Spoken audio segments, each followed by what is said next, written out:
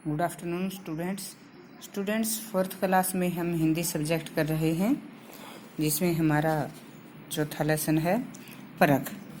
परख का क्या मतलब होता है? परख मतलब जांच, किसी भी काम की जांच करना। तो इस पाठ के माध्यम से क्या शिक्षा दी गई है कि मानव सेवा ही सबसे बड़ी सेवा होती है और मानव सेवा से बड़ा कोई धर्म, कोई और सेवा नहीं होती। तो नागार्जुन जो कि एक बहुत बड़े रसायन शास्त्री थे, जो अपने प्रयोगशाला लैब जो होती है, जिसमें वे रात दिन काम करते थे और रात दिन काम करके ये क्या करते थे, ये अनेक असाध्य रोगों की दवाई तैयार करते थे। असाध्य रोग बीमारी असाध्य जिनका कोई इलाज न हो, इस प्रकार से जो रोग होते थे, ऐसी जो बीमारी होती थी, उनकी ये दवाई तैयार करते थे। तो उनका नाम दूर दूर तक फैला हुआ था। ये बहुत ही अनेक ऐसी बीमारियों की दवा बनाते थे और इसलिए उनका काफ़ी नाम फैला हुआ था। एक बार उन्होंने राजा से कहा कि मुझे बहुत काम होता है, अकेले पूरा काम संभल नहीं रहा है, इसलिए मुझे आप मेरी सहायता के लिए कोई मुझे सहायक दें। राजा ने कहा, कल हम आपके पास 2 योग्य नौजवान भेजेंगे, आप जिसे चाहें अपने पास रख लेना। अगले दिन सुबह सुबह 2 नौजवान नागार्जुन के पास पहुंचे। नागार्जुन ने उनको अपने पास बैठाया और उनके पढ़ाई के बारे में पूछा। तो दोनों पढ़ाई लिखाई में बराबर थे, दोनों ने एक जैसी शिक्षा प्राप्त की हुई थी, एक ही स्तर की दोनों की शिक्षा थी, दोनों की योग्यताएं एक जैसी थी। अब नागार्जुन चक्कर में पड़ गए कि वे किसे रखें और किसे न रखें। चक्कर में पड़ना, उलझन में पड़ना कि वे किसे रखें, दुविधा में पड़ना। आखिर में उन्होंने एक उपाय सोचा। क्या उपाय सोचा? उन्होंने एक पदार्थ दोनों को दिया और ये क्या कहा कि मैं तुम्हें ये नहीं बताऊंगा कि पदार्थ क्या है, इसके विषय में तुम्हें खुद पता करना होगा। उन्होंने एक पदार्थ इन दोनों को दिया, अलग अलग जैसे बोतल में डालकर कोई पदार्थ दिया और कहा कि तुम्हें ये खुद जांचना होगा ये कि पदार्थ क्या है और इसके द्वारा तुम्हें कोई दवा तैयार करनी होगी, कोई रसायन तुम्हें कोई तैयार करना होगा और ये काम तुम्हें परसों तक करना होगा।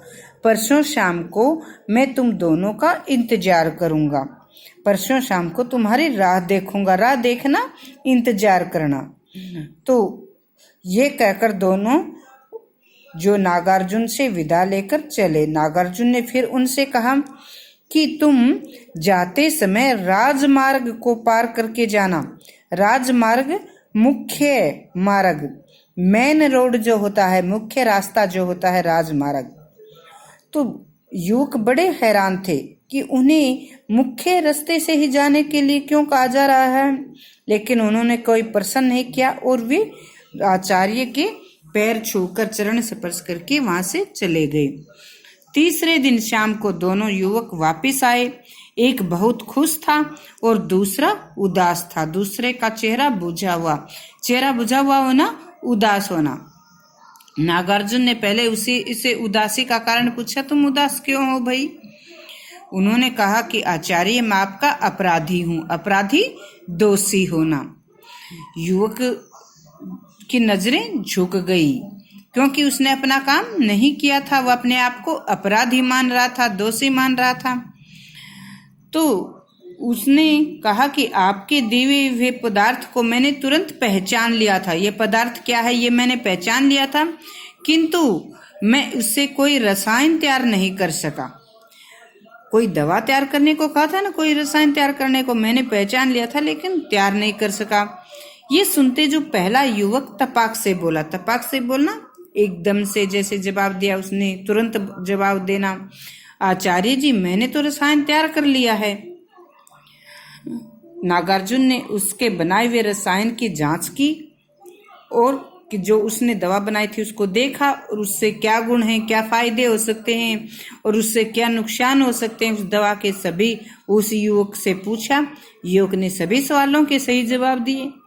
अब वो बहुत खुश था क्योंकि उसने अपना पूरा काम किया था और जवाब भी सही दिए थे। परंतु दूसरा युवक, उसकी तो नजरें झुकी हुई थी, वह तो शर्मिंदा था क्योंकि उसने अपना काम नहीं किया था। उसने उस पदार्थ को पहचान कर ली थी क्या है, परंतु वह उससे दवा तैयार नहीं कर सका था, उससे कोई रसायन नहीं बना सका था।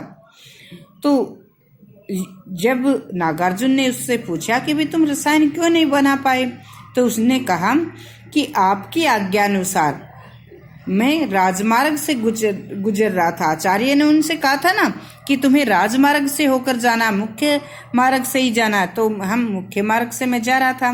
तो यह आदेश तो दोनों को मिला था, दोनों ही मुख्य मार्ग से जा रहे थे। तो क्या कहा कि जब मैं वहां से जा रहा था तो मैंने देखा कि एक पेड़ के नीचे एक बीमार आदमी लेटा हुआ था। वह बहुत बीमार था, कोई उसकी तरफ ध्यान नहीं दे रहा था, कोई उसे पानी भी नहीं पिला रहा था। मेरा दिल पसीज गया, दिल पसीजना दया आना, उस पर दया आई और मैं उसे अपने घर ले गया। वह बहुत बीमार था, मैं उसकी सेवा करने लगा। वो बीमार था, उसका इलाज करने लगा, सेवा करने लगा और सेवा में करते हुए उसे रसायन तैयार करने के लिए समय नहीं मिला, इसलिए मैं रसायन तैयार नहीं कर सका। तो इस प्रकार से दूसरे युवक ने रसायन तैयार न करने का कारण बताया। तुमने उचित किया। नागार्जुन ने मुस्कुराकर क्या कहा उससे कि तुमने ठीक किया। ठीक क्यों किया? क्योंकि तुमने जो है एक असहाय व्यक्ति की सहायता की है, तुमने मानव सेवा का काम किया है। अपना सहायक नियुक्त करता हूं। नागार्जुन ने किसे अपना सहायक नियुक्त किया? दूसरे व्यक्ति को। तो राजा को जब ये पता चला कि नागार्जुन ने दूसरे उस व्यक्ति को अपना सहायक बनाया जिसने रसायन तैयार नहीं किया, तो बड़ा हैरान हुआ। उसने नागार्जुन से पूछा कि आपने क्या किया? जिसने रसायन तैयार किया उसको आपने नहीं रखा और जिसने तैयार नहीं किया उसे आपने रख लिया। तो नागार्जुन जी ने क्या कहा कि महाराज, उसने रसायन नहीं बनाया परंतु उसने मानव सेवा की। दोनों ही नौजवानों को, देखो नागार्जुन ने तो दोनों नौजवानों को कहा था ना मुख्य मार्ग से जाने का, और दोनों ही उस रास्ते से निकल रहे थे। परंतु बीमार आदमी को देखकर एक नौजवान तो उसके पास से निकल गया और उसने अपना काम पूरा किया रसायन बनाने का। उसने उस पर कोई रहम नहीं आई बीमार पर। और दूसरे ने अपना कर्तव्य निभाया। उसने अपना स्वार्थ न देखकर उस बीमार व्यक्ति की सहायता की। तो इसलिए मानव सेवा, जो देखो नागार्जुन क्या करते थे? दवा बनाने का काम करते थे ना। दवा किसके लिए बनाते थे? बीमार व्यक्ति के लिए, बीमार व्यक्ति की सेवा के लिए ही, बीमार व्यक्ति के इलाज के लिए दवा बनाते थे। और दूसरे युवक ने क्या किया? दूसरे युवक ने भी बीमार व्यक्ति की सहायता की। तो इसलिए हम बीमार व्यक्ति की सहायता के लिए ही, दूसरों के कष्ट दूर करने के लिए ही दवा बनाते हैं। और यदि दूसरों के कष्टों को दूर नहीं करेंगे, जैसे कि पहले युवक ने दवा तो बनाई लेकिन उसने बीमार व्यक्ति के कष्ट को नहीं देखा, अनदेखा कर दिया, अपना स्वार्थ पूरा किया। तो इस प्रकार से डॉक्टर का पहला काम क्या होता है? मरीज की सेवा करना, मानव सेवा करना। तो उस नागार्जुन ने क्या कहा कि उसने भी पता था कि राजमार्ग पर पेड़ के नीचे एक बीमार आदमी पड़ा है, वह खुद उसे अपने पास लाना चाहता था, परंतु ये नौजवान आए और उन्होंने इनकी परख जांच करने का ये एक उपाय सोचा। तो पहला जो नौजवान था जो रसायन तैयार करके लाया था, उसने तो एक मशीन की तरह काम किया। जैसे बच्चों मशीन को जो ऑर्डर दिया जाता है, मशीन से जो कार्य, मशीन वो उस कार्य को करती है।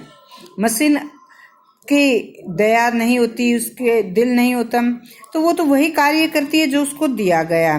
और दूसरे युवक ने एक मानव की तरह कार्य किया, मानव सेवा का कार्य किया है। तो इसलिए दूसरा जो युवक है वही एक सच्चा चिकित्सक, सच्चा डॉक्टर हो सकता है। क्योंकि डॉक्टर का क्या कर्तव्य होता है मानव सेवा, और ये काम किसने किया? दूसरे युवक ने। तो इस प्रकार से नागार्जुन ने बहुत ही अच्छे ढंग से इन दोनों युवकों में से अपने सहायक को चुना, और उनके चुनाव का तरीका भी एक बहुत अच्छा रखा। तो ये है परखना, जांचना। ठीक है बच्चों, तो इस कहानी से क्या शिक्षा मिलती है कि मानव सेवा ही सच्ची सेवा है। हमें भी दूसरे किसी असहाय और दुखी व्यक्ति की सहायता करनी चाहिए।